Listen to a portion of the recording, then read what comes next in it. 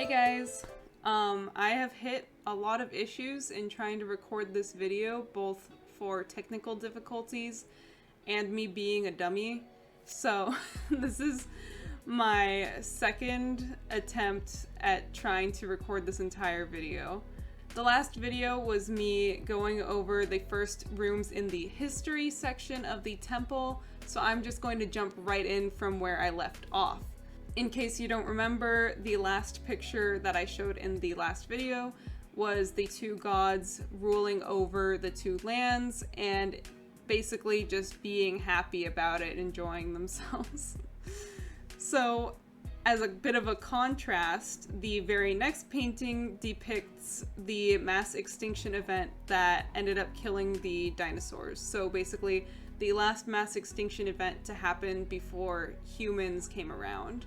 So when that event happened on Earth, it affected both the Lightlands and the Shadowlands because they share a physical planet, but they exist on different planes of existence.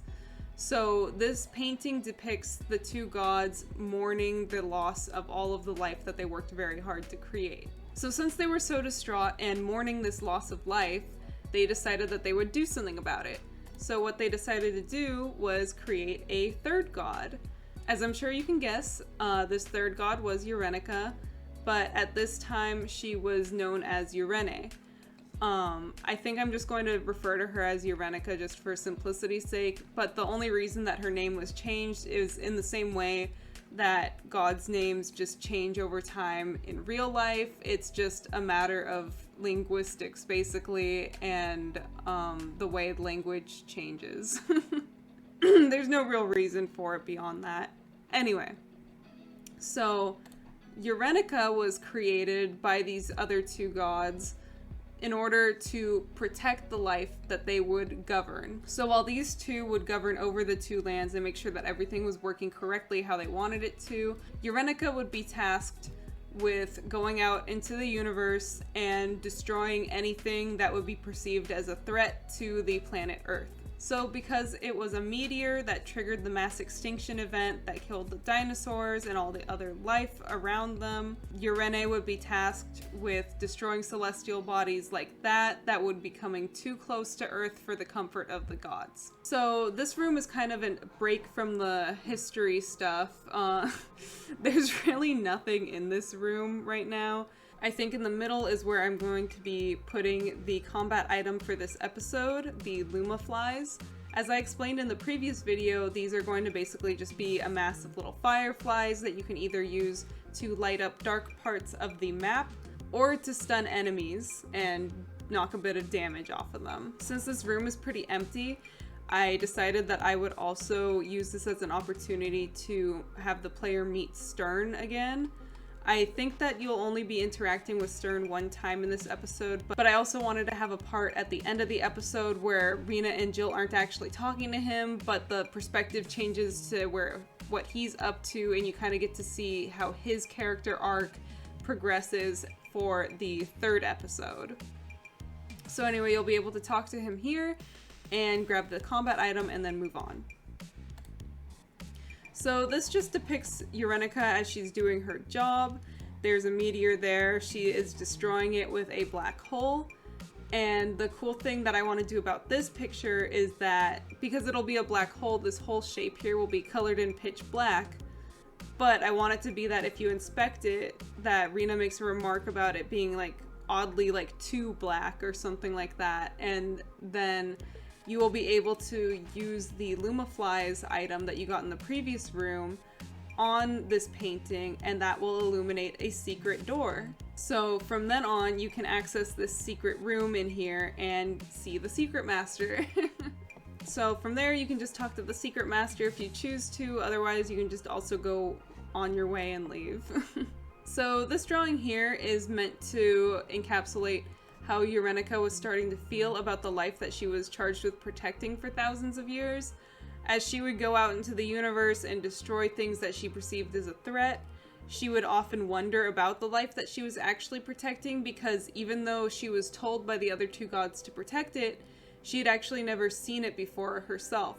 So as time went on, she started to long to play with this life and visit the Lightlands and the Shadowlands and actually interact with the creatures that she was protecting. However, when she asked the two gods for permission to do this, they promptly told her no, and they turned her away and just reminded her to stick to her job because they didn't want gods to physically visit the lands. For instance, when they would govern the Lightlands and the Shadowlands, they would never physically interfere with anything themselves. They would never go down to visit. They would do all of their ruling from afar because they wanted the life on Earth to not be directly influenced by divine intervention.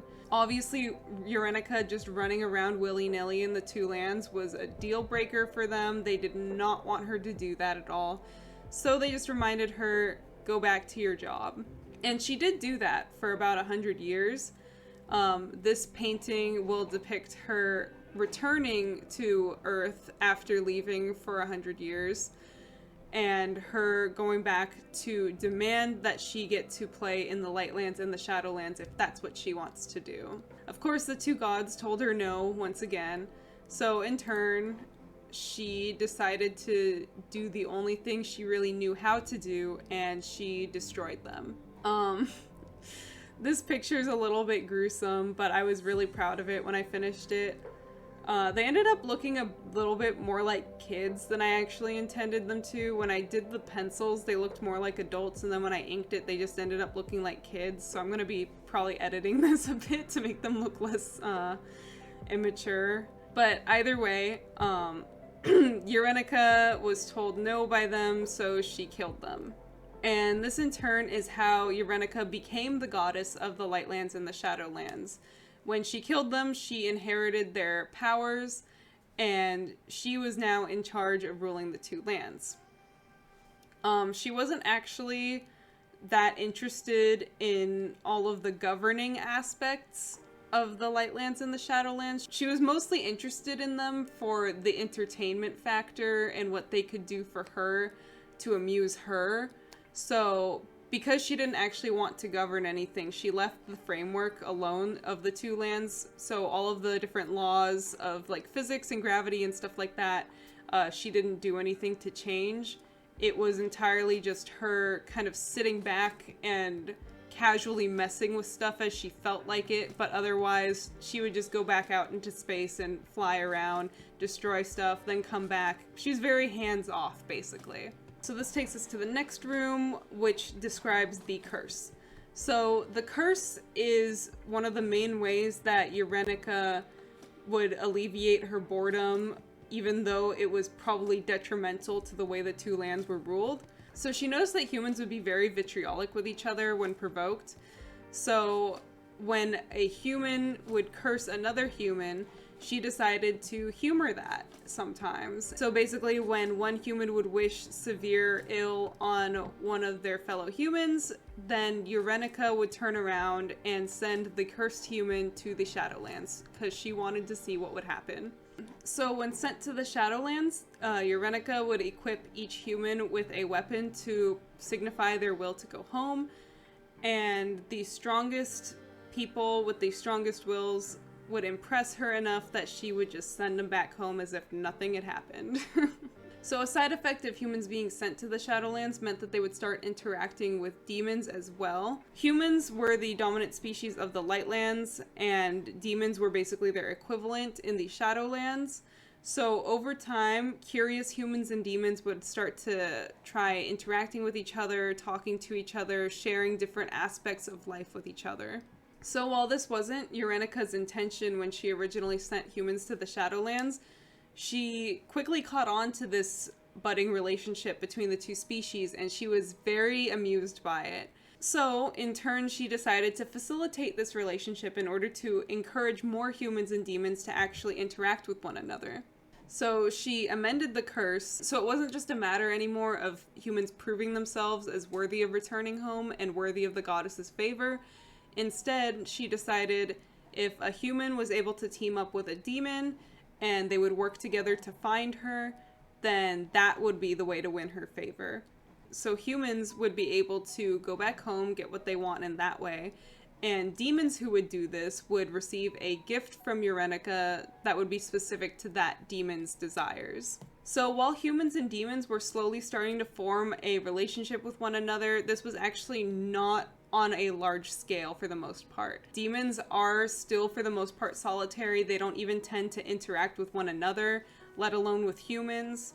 And a lot of humans found demons to be very off-putting.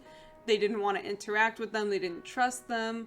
So the friendship between humans and demons was limited to select groups of specific humans and demons that really clicked with each other and got along well. The most notable of this were the humans and demons who worked together to build temples, such as the one that this level takes place in. That was one thing that humans shared with demons of their own sort of culture, was the idea of organized religion and temples and praying to Yurenica. Meanwhile, demons would understand how the Shadowlands worked, and they would help humans survive and flourish.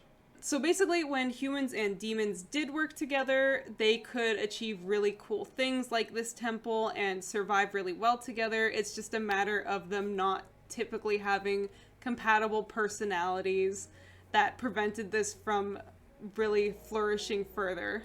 So then that leads us to the last room I have drawn for this section. There is a puzzle on the wall here that has these medallions on the floor. And let me zoom into this view that you will have of it.